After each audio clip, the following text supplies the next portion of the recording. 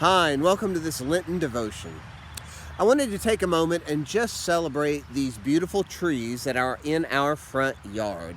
They don't always look like this. We've had several years where they did not bloom to this magnificent extent.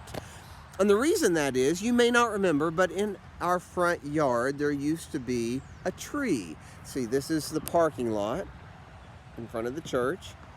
Right? There was a tree that grew in front of that parking lot that was dying.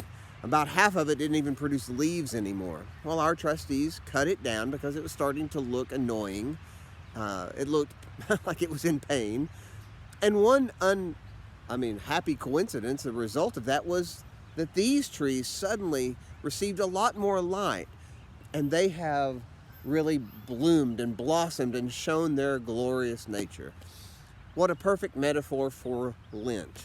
Sometimes we can only think about the pain of Lent, the pain of thinking about Jesus' passion, the difficulties of Holy Week, the crucifixion. It's like cutting down the tree. Nobody wanted to cut down that tree. But there were times when that's necessary, when there's a disease. You need to get it right down to the roots and get rid of it. And what we learn through Lent is that sometimes in dealing with the difficulties of removing the obstacles, removing the sin from our lives, the sin that may, half of that tree still looked pretty good, but half of it was dying, and it was foretelling what was going to lie ahead for the rest of the tree. Sometimes our sin is just like that. We can still function, we can still manage. We can be functional alcoholics. We can have our addictions to pornography or Facebook or any number of things. We can still function, and yet they are bringing us down and we don't even know it. And when we remove them, other areas of our life that may have been neglected could blossom and be magnificent.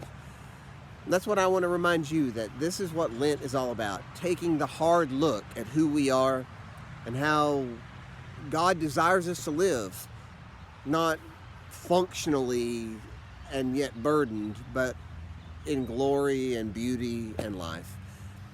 It's nice that Lent and spring come together, that we can be reminded of this glorious truth. And I hope you have a wonderful day.